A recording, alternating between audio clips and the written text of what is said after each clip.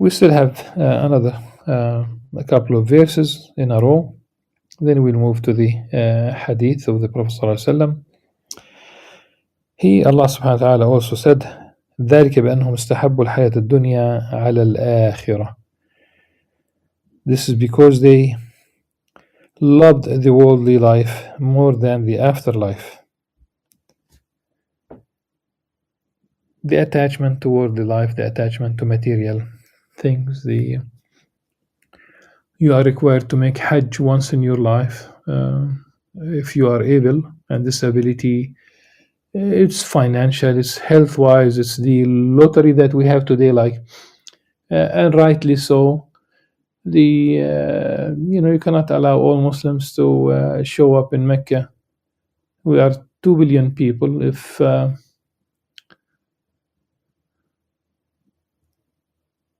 if you talk about 1% only, you talk about 20 million people showing up. That's it's impossible to manage this number. 0.5%, that's 10 million people. Still, you cannot manage this number. So whatever, the idea is once in your lifetime.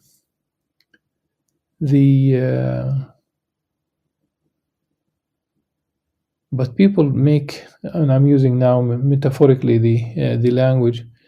People do circumambulate, not the Kaaba, but they circumambulate the mall, the shopping centers, the department stores. They do that quite often. It could be a weekly thing, it could be more. And it's not really based on need. People go to the market not because they need, just like entertainment. The word in Arabic is, of course, there's more than one thing, but the idea of tsalla, tfarraj, to look at things, wasting their life, wasting their. That's the most precious thing. Time is very, very precious. He is Allah subhanahu wa ta'ala. May his name be magnified. وقال عز اسمه فأما من طغى وآثر الحياة الدنيا. Sometimes, of course, Imam Al-Ghazali would mention a verse, a couple of verses like here, very short, and sometimes only part of the verse, and he expects us to continue on our own. So we continue on our own. فإن الجحيم هي المأوى.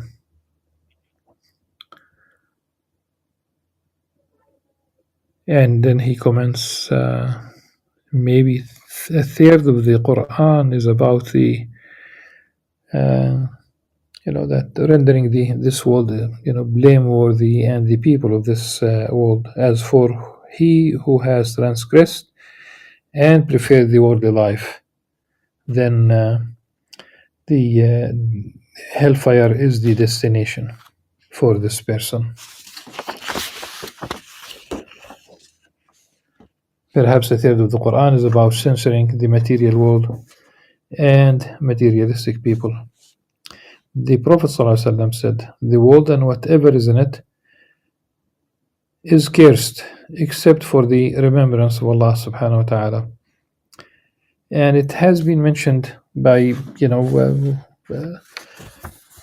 different wording, the different matan.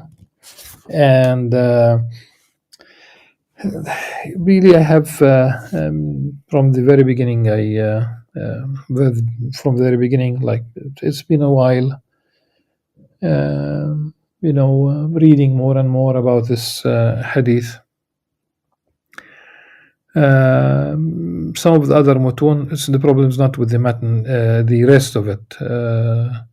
إلا ذكر الله الدنيا ملعونة ملعون ما فيها إلا ذكر الله تعالى إلا ذكر الله وما ولا أو عالم أو متعلم. And still there are other wordings. The issue is about this dunya being cursed, and what's in it being cursed, except there's an exception. It's basically the remembrance of Allah subhanahu wa ta'ala, and anything that falls within that realm. Or in a different matan, also it includes the someone who is seeking knowledge, or someone who is really is a scholar, but in the sense of being Rabbani, being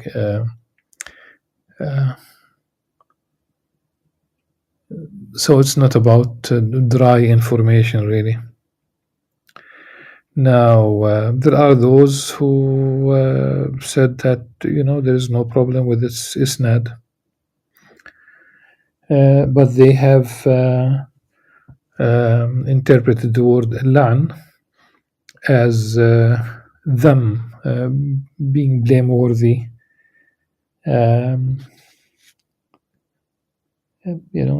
censoring this wall.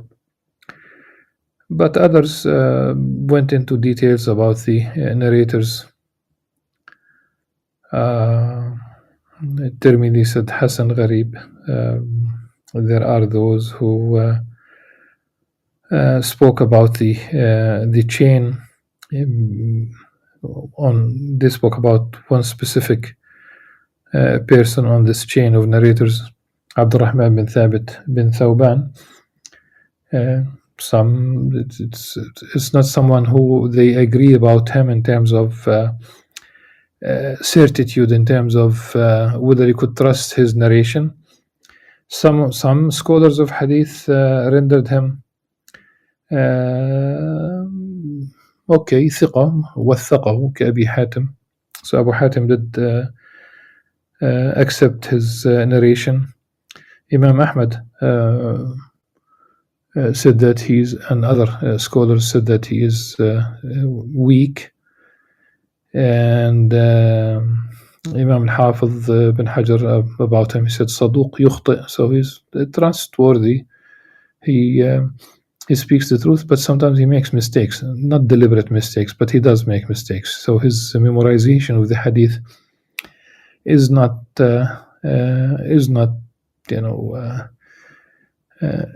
accurate.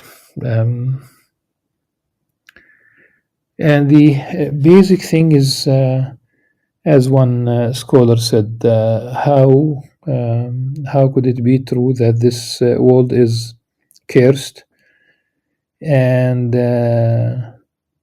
all the sustenance, rizq, all the ni'mah that the servant, that the slave of Allah subhanahu wa ta'ala receives, is really on the back of this earth, this dunya.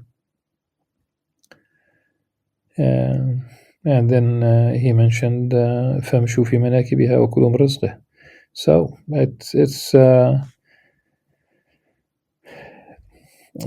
it's not really, it's a very complex picture, and I would like to leave it as complex as it is. And the idea is that which is haram is definitely, will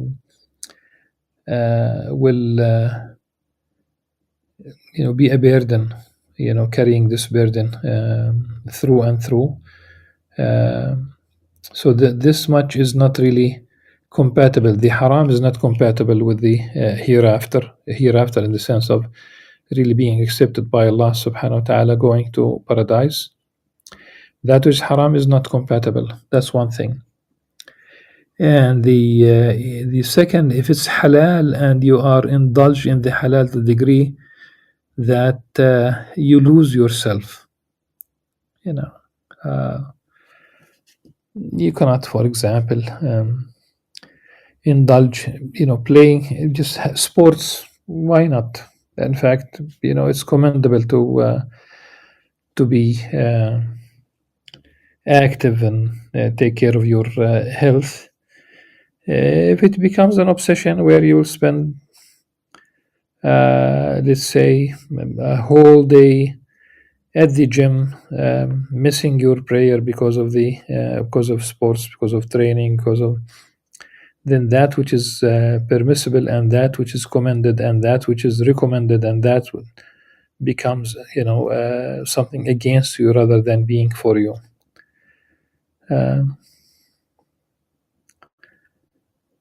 working day and night, not paying attention to your salah. I met someone. I have no doubt that the integrity of the person, and that this person wants to do good, wants to pray. But he told me that he goes to work. Uh, he lives in the on the outskirts of Washington D.C., and he said that he goes to work, but at work he does not pray. So whatever prayers, he does not pray during the day, and of course, you have to know how's the nature of life in the United States. He commutes from Virginia. It's a distance. He goes to Washington D.C. in late afternoon, evening. He goes back. So we talk about several prayers that he could miss on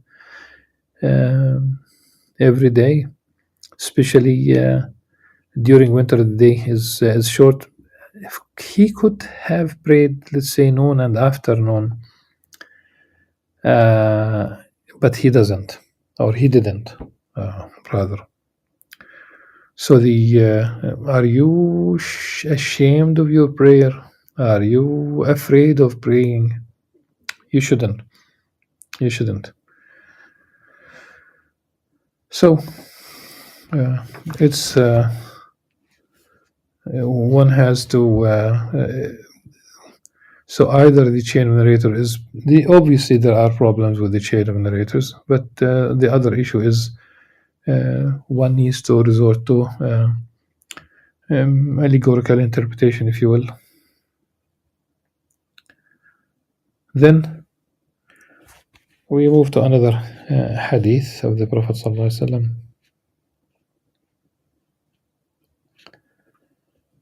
He said, "How astonishing is the one who affirms the everlasting abode, yet rushes to the abode of delusion." It's mursal by al-Bayhaqi. Here it's rendered. It is the degree is mursal, meaning that the very last one in the chain of narrators would be a companion, to my knowledge, who does not say the Prophet ﷺ said. And the next one, the world is merely pleasant greenery. Allah subhanahu wa ta'ala creates you upon it, one generation after another, and examines how you act. One generation after the other is basically Allah mustakhlifukum fiha. Okay, yes, of course, it's you come after a previous generation, but even Sayyidina Adam alayhi salam, who was described as Khalifa in the Jami' al Khalifa, and this is really also not an easy topic. He was described as Khalifa, and there was no generation before him. So it's a role that you play. You will be established. You'll be put on earth, and you will be tested how you deal with this sweet, beautiful, pleasant greenery. And green it is, pleasant it is. There are pleasant things even in the midst of misery. But how do you deal with it? And this is a hadith narrated by Imam Muslim. And it has been said,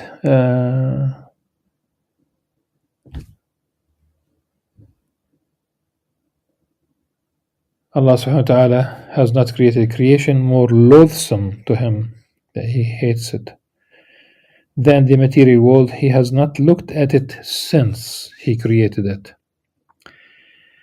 Okay, this is really problematic, because first of all, if you talk about the immediate language, and again this is mursal,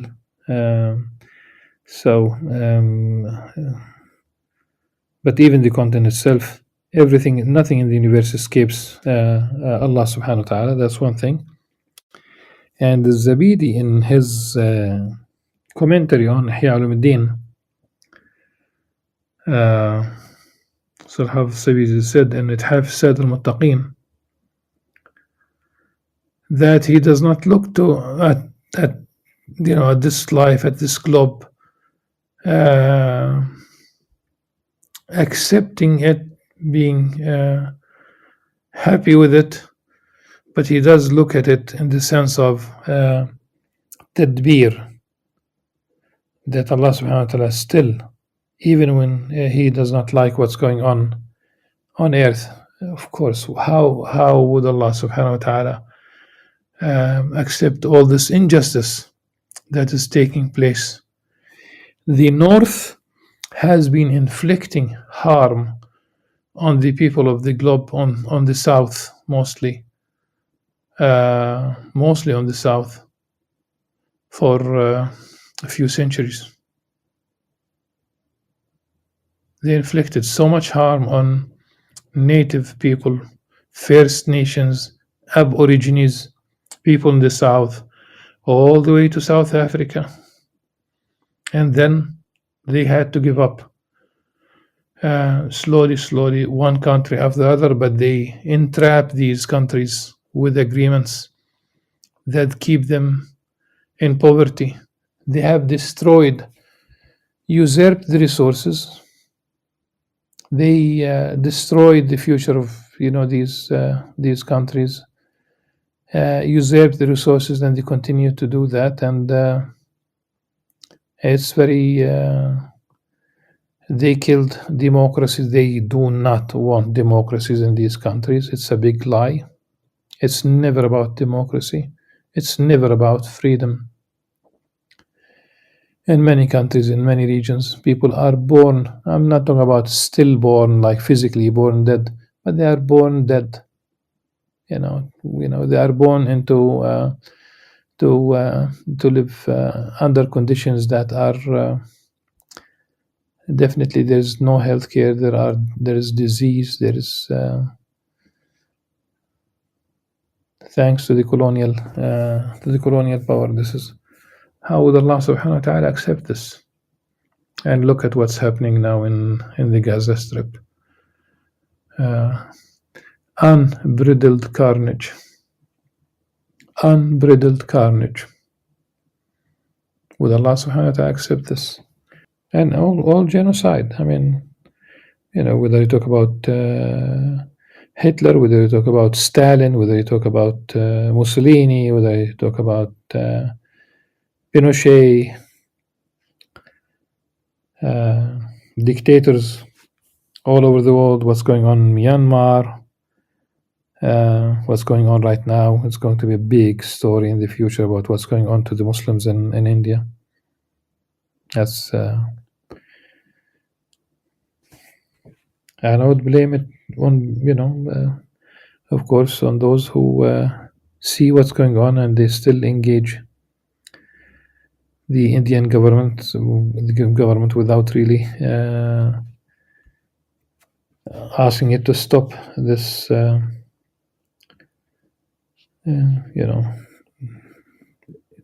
only Islamophobic, but it's a very dangerous situation.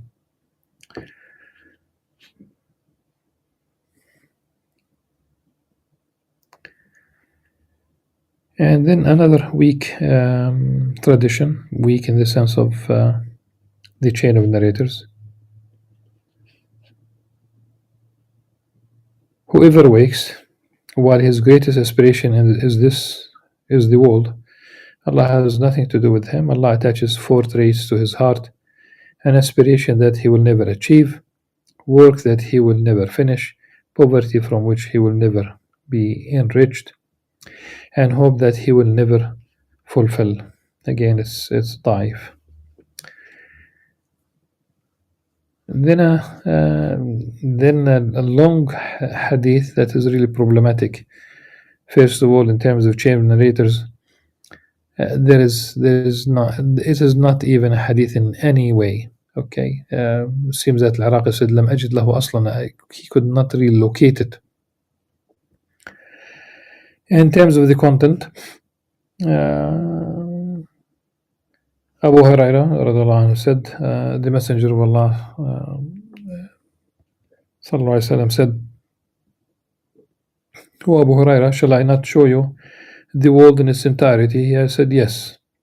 So he took my hand and led me to a garbage dump in which there was people's heads, meaning skulls. Usually, it's like a dumping ground is not where you will not find skulls there, people's skulls. People are buried. Okay, that's one thing. So people's heads refuse rags and bones.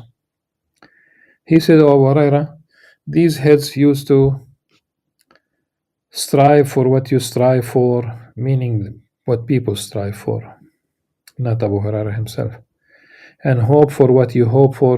Today they are bones with no skin and shall turn to dust. This refuse is the color of their food.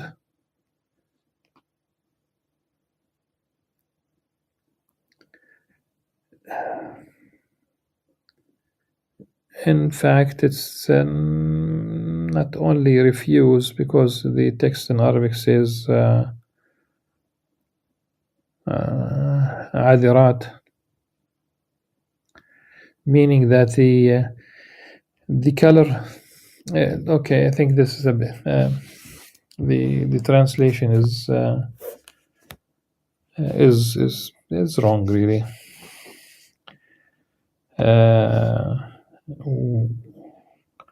Because to translate وهذه العاذرات ألوان أطعمتهم, in English here it says this refuse is the color of their food. No. Literally it says the feces, these feces are the remains of their different foods. So different foods, but that's it. The different foods end up like this. It doesn't make much difference. They acquired it from wherever they acquired it and then threw it up from their bellies.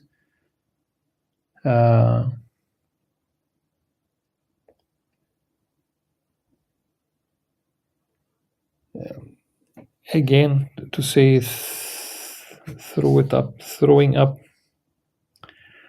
almost like vomiting, but obviously the idea is that they defecated. I have no other way of explaining it.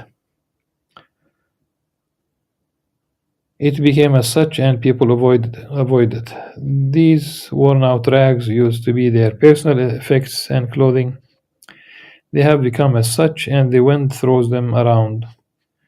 These bones are the bones of their riding beasts that they were so thrilled by as they rode through the countryside. So whoever would cry over the world, let him cry.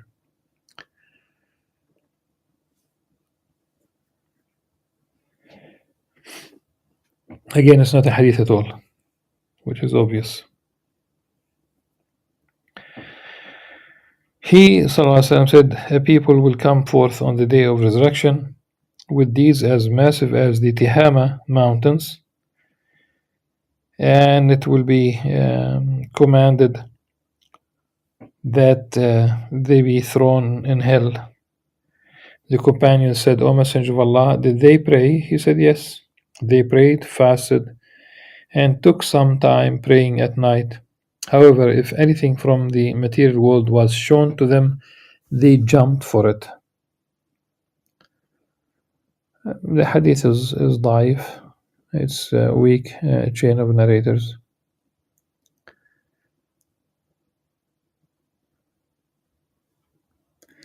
Jesus Christ, peace upon him,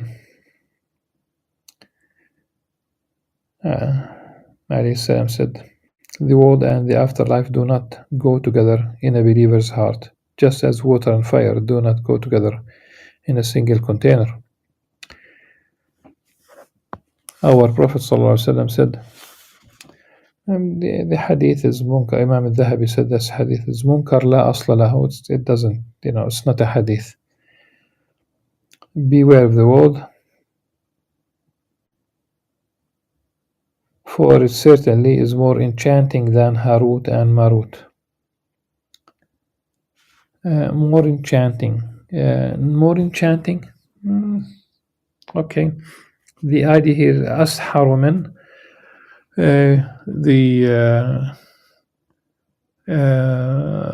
literally it's about magic. So that's the idea, because you go back to Surah Al-Baqarah, the second chapter, and you look at basically the role of Harut and Marut and their warning when they, regarding the fitna of magic. And again, we still have Isa alayhi salam, the next immediately next three, but still there's more. So a total of 4 at least.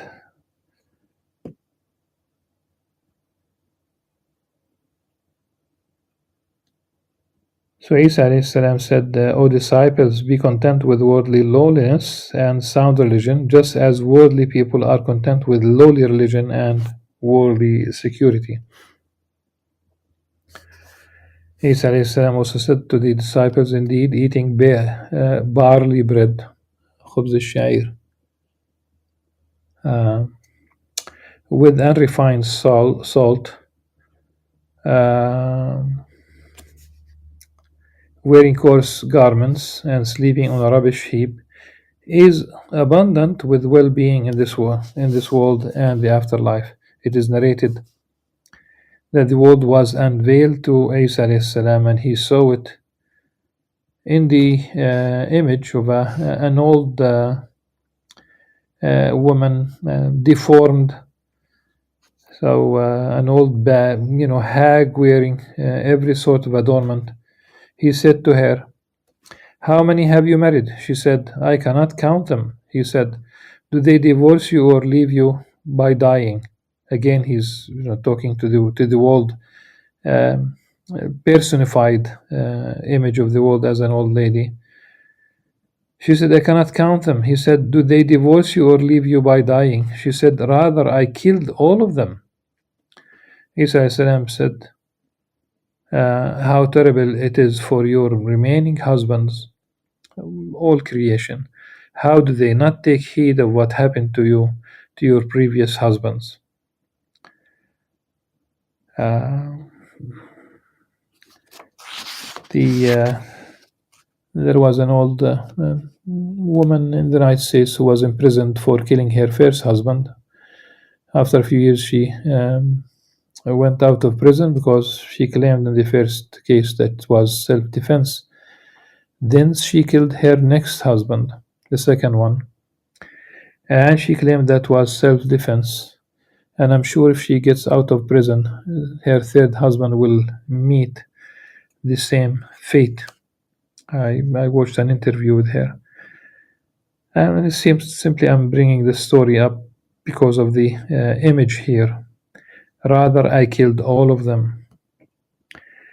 Know that anyone who thinks that he can be enthralled in the world with his body, yet avoid it with his heart, is delusional. The Prophet ﷺ said, the likeness of a worldly person is the likeness of one who walks in water. Is that one who walks in water able to walk without getting his feet wet?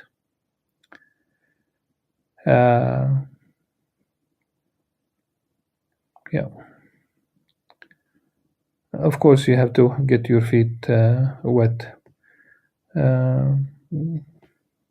But the hadith is not without problems. Al-Bayhaqi narrated it. It says balagan.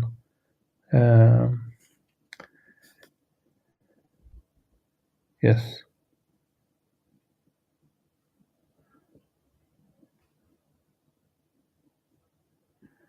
Okay. Ali radiallahu anh, wrote to Salman al-Farisi, the likeness of the world is the likeness of a snake. It is soft to the touch, yet its venom is lethal. Turn away from what amazes you therein, because little of it stays with you. Drop what you think is important concerning it, because you are certain that it will depart. It will depart. Be at your happiest when you are most weary of it, for indeed every time its owner finds solace and happiness in it, some detestable thing takes it away from him. Isa alayhi salam said, the likeness of the seeker of the world is like the likeness of one who drinks the ocean's water, salty. The more he drinks, the thirstier he becomes until it kills him. Know that whoever finds solace in the world while he is certain that he will depart from it is at the pinnacle of foolishness. Rather, the likeness of the world is the likeness of a home, the owner of which has prepared and adorned it for receiving guests. Someone enters the home and is offered a golden tray with frankincense and sweet basil to smell and leave for the next person not to own. However, he is ignorant of the owner's way of doing things and believes that he has given the tray to him. When the guest's heart becomes attached to the tray, the owner asks for it to be returned. Thus, the guest is angered and hurt. Whoever knows the owner's way of doing things enjoys the tray, thanks the owner, and returns to him with a good and open heart. Likewise is Allah's habit in regards to the world. It is a guest home for travelers, not permanent residents. To make preparations and benefit from it, just as an empty home may be benefited from. They leave it for whoever will come after them with goodness, and without their hearts forming an attachment. This is the likeness of the world and whatever Allah has created in it.